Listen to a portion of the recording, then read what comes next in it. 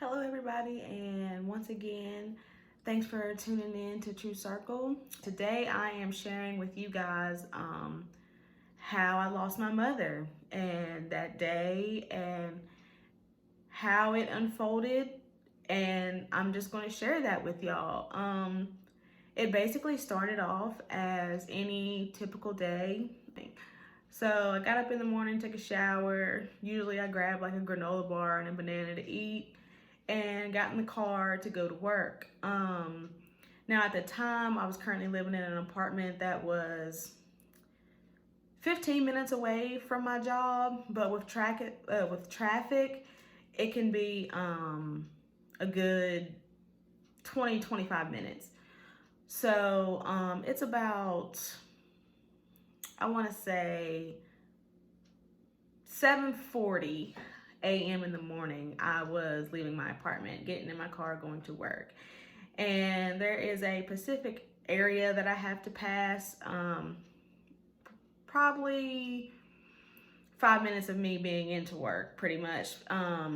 That has traffic every morning. It's just like that typical part of the interstate that's always going to trickle with traffic, kind of just like, sitting ducks on the interstate. So I'm driving and I get to that point where traffic is, it's starting to trickle back a little bit, but it's slowly moving. So it's not like I'm just sitting, but it's slowly moving. So I'm driving, and as I'm approaching like this small turn of the interstate, on the other side of the intersection, I was going eastbound and opposite side is westbound.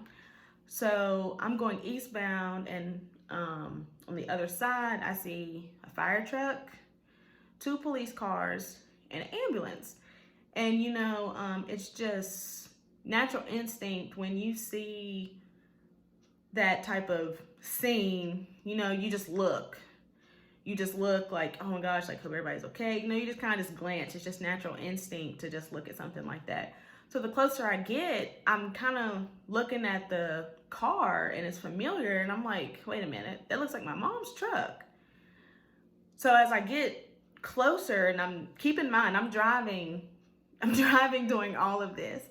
So I'm driving, and as I get a little bit closer, I look and I can clearly see that it's my mom's truck. And in my car out loud, I scream, "That's mom." And I can see my mom kind of slouched against the window, the driver's seat window, but I can't really see her face or anything. So she's kind of slouched, and I'm looking and I'm driving, and I'm like, "That's mom." And I'm like, okay, something's wrong, because there's an ambulance and fire trucks and police, and it's just kind of chaotic at this point in my mind. Like, my mind is somewhere else. It's definitely somewhere else at this point.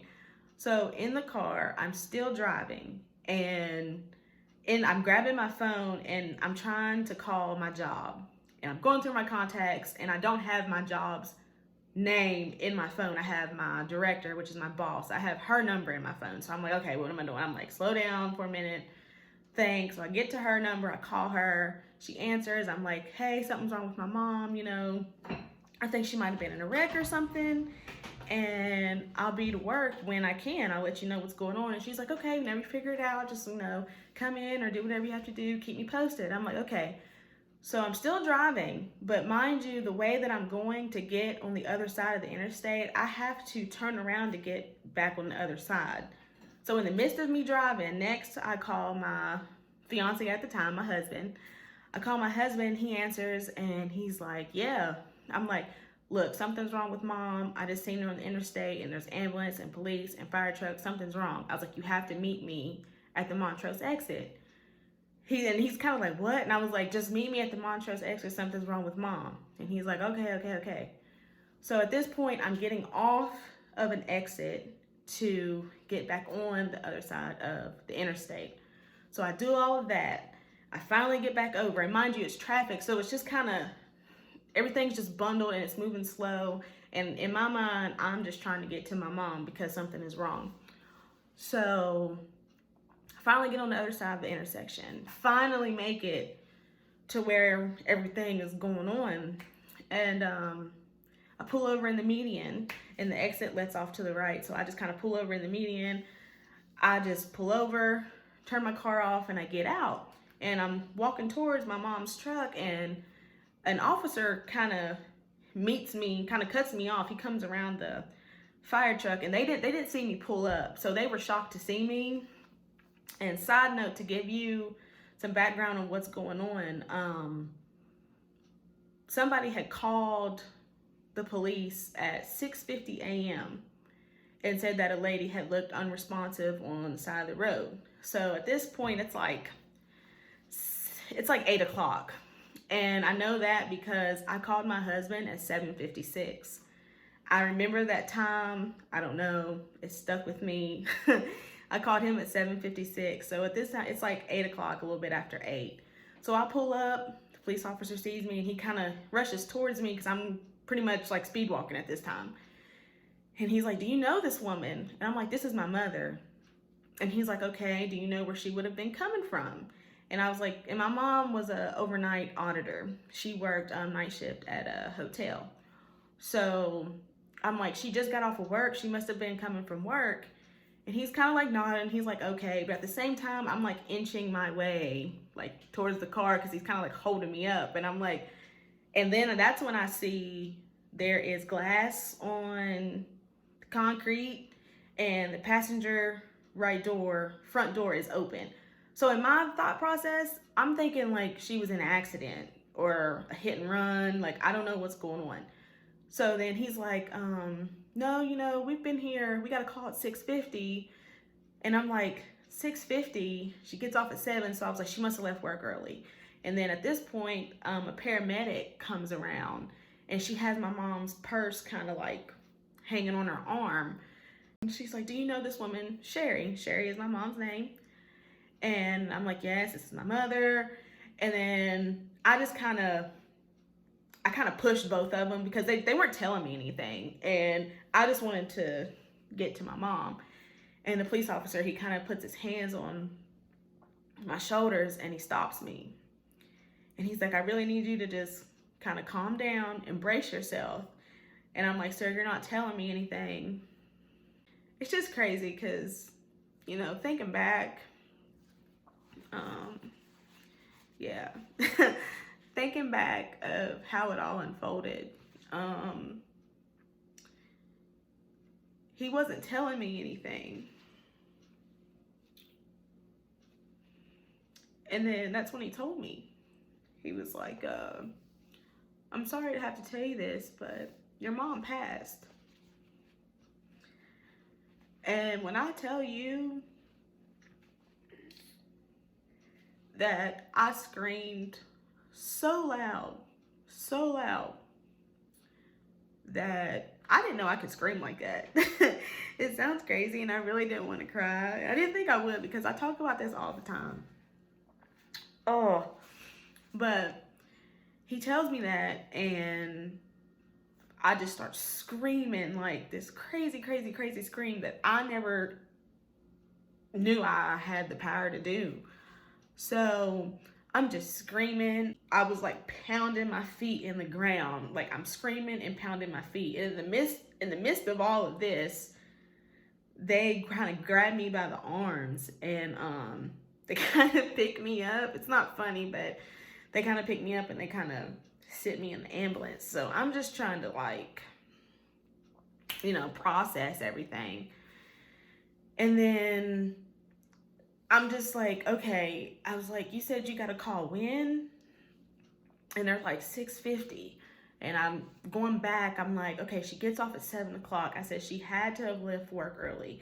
So I call the hotel that my mom works at, and they're like, I call, and I'm like, "Hey, this is Sherry's daughter, Joetta." I was like, "Do you guys know what time she left work today?" And the girl's like, "Yeah, she left like around 3 o'clock in the morning."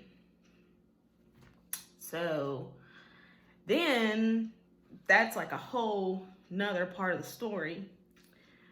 She tells me that, and I'm like, "She left when?" And they're like, 3 o'clock. And back to when I first told the police that, she gets off at 7. the police officer looked at me and said, he's like, I'm sorry, but she's been sitting here for a while. So that plays into where that came from. So that happens. And he's like, you know, Miss Sherry, somebody just called here and was asking about some things about Miss Sherry, but I didn't tell him, is Miss Sherry okay? And I just hung up the phone. I just hung up the phone because I didn't know what else to do. So before, you know, I said I called my husband. At this time, he's not there. So when they tell me that my mom has passed, I kind of just got myself together, and they're like, are you okay? And I'm just like, I just want to see her. You know, I'm like, I just want to see her. So I go up there, and my mom, she's just sitting in the driver's seat with an inhaler in her hand. And backstory, 2 weeks into leading to her death, my mom has asthma. So she has this inhaler in her hand. And I'm just going back to my mom 2 weeks prior saying, you know, she's having trouble breathing and her asthma was really bothering her. The hotel that she worked at, the lobby, currently didn't have air. And it was hot, and she was just saying, you know, her breathing was getting really bad. Another side note into the story, I was with my mom the day before she passed, May 16th. And then we are just sitting on her little front patio of her apartment, just talking like normal. And she was like, this is my last day of work, because my mom worked Sunday to Wednesday. She had Thursday, Friday, Saturday off. She's like, you know, this is my last day of work. She's like, I can't wait, because she was like, as soon as I get there, it's so hot in there, it just takes my breath. So this is the night before she passes. But if you knew my mom was always going to go to work. My mom never had one job. She always had 2 to 3. So she just had one more day, and she was going to fight it out to do what she could do until she could rest some days, because that's just how my mom was, and she didn't do hospitals. So another side note, the hospital is a block away from the hotel that my mom worked at. Back to the story, I walk up and, you know, I see my mom. She has the inhaler in her hand. So then I go back and I sit and I call my cousin. Now, this is one of my first cousins. We pretty much grew up together. We're like brother and sisters. He answers, and I'm like, hey, something's wrong with mom. I need you to meet me on the interstate. And he's like, where you at? And I'm like, I'm at the Montrose exit. And he's like, okay. So in the midst of that, you know, I walk up, see my mom, I sit back in there, and all these things are just playing in my head. And then I just remember the paramedic lady that had my mom's purse on her arm. She comes around and she's just talking, and then all I hear her say is, something, something, something, something, you're going to need this for funeral arrangements. And then I just lost it again. Like, I haven't even processed that my mom is actually gone. And she just said, all I heard was funeral arrangements. So my mind was just all over the place. So a couple more minutes go by, and my cousin, he gets there, and I'm clearly distraught. Like, it's just all over my face. I'm a mess. Like, my shirt had gotten loose because I was like pulling my clothes. Like, I just looked, I definitely was not well. So he gets up to me. He's like, what's wrong? What's wrong? What's wrong? And I'm like, you know, she's gone. He's like, what are you talking about? And then like, I just tell him, and then he kind of just has the look of disbelief. And then he walks up and, you know, sees my mom there and has his moment. And it's just kind of taking its toll and course on him, because if you know my mom, she had 2 kids, me and my sister, but she took care of her nieces and nephews as if they were her own. So it was like we all lost a mom, you know, a motherly figure.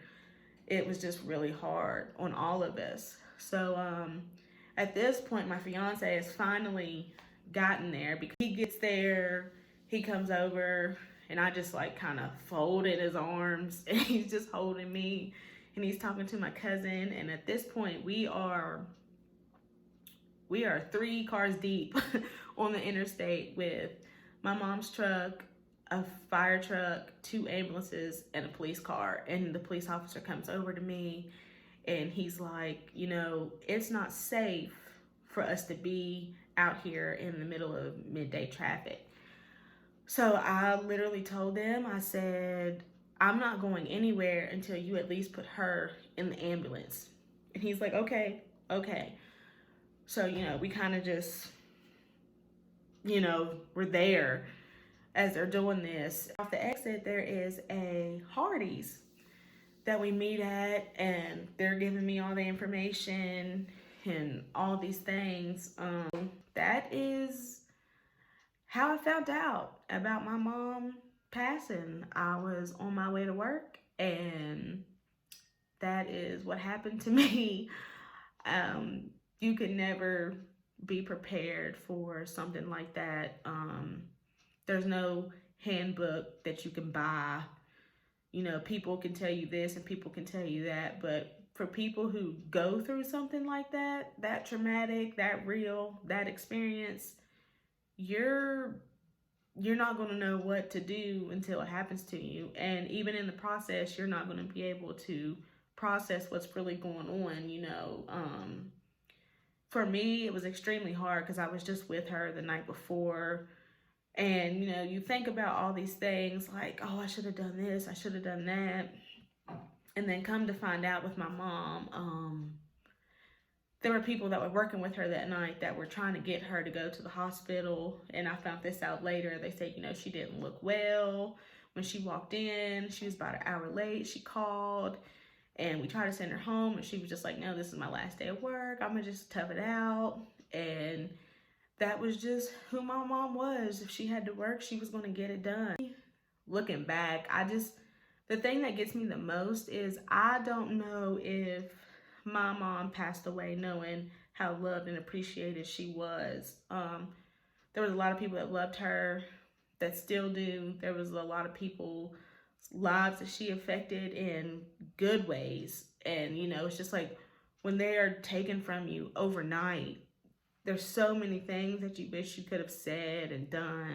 So for me, it was just, you know, it threw me for a loop. And even now, you know, yes, it's my reality and I deal with it the best that I can.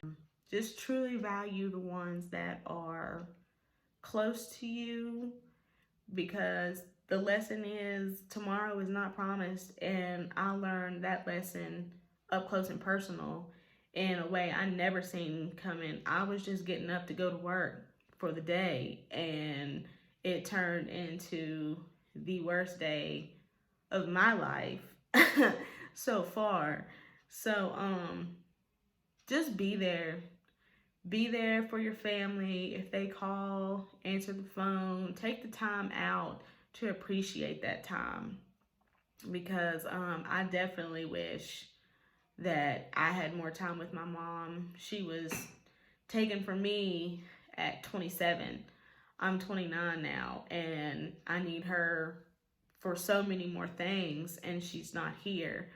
So I had to deal with that, and I'm learning through it. So yeah, that is what happened. And I'm also today did a little short film, I guess, did a little video on just the route that I took leading up to her. And I didn't have life insurance at the time, so we had to cremate her. So I don't really have a burial spot where I can just kind of, you know, go and feel like I'm close or next to her. So every day on May 17th, since she's passed, we go out there and I got balloons and flowers and we lay them out there and we just kind of gather, me and my friends and family that are all able to come, and it's just kind of like our memorial spot for her. And moving on, because I really didn't want this video to be so long, but I did want to share, you know, with you all what happened, because that is what I deal with every day. And I've learned a lot from it. And like I said before, sharing my grief about my mother helps me heal, because I know it can possibly help someone else. Because, you know, when you lose a parent like that, it does something to you and you feel like you're by yourself, and it is hard to accept advice from people who haven't been through a similar situation. So that's the real reason why I wanted to share today. But moving on, I'm just going to show you guys what we did today to honor my mom. You know, it's nothing really too fancy, too crazy. It's just us going to the interstate and, you know, remembering my mom. So just stay tuned for that, and I will talk to you guys next time. So it was right about here where I had to turn around on the exit, because I was over there coming this way. So I had to turn around to get back this way. And I was speeding, like speeding in my car. And it was crazy because it was in the middle of morning traffic. So like it was like a lot of cars out here. There was a lot going on. And I was like speeding, swerving through lanes, just like trying to get back to that spot where I had seen my mom. And then it was this exit right here, the Montrose exit, that I had to get off on.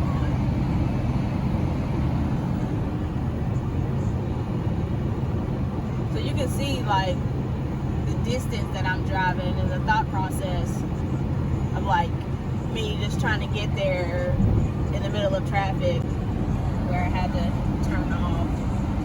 And there was a fire truck, 2 police cars, and an ambulance.